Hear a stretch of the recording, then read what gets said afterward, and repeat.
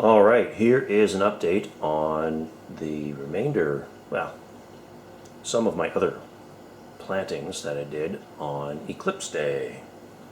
So this is my cabbage, broccoli, and Brussels sprouts.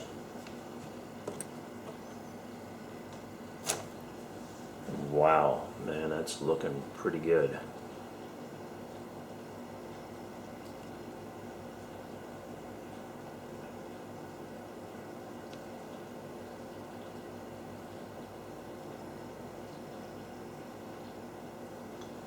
Yeah.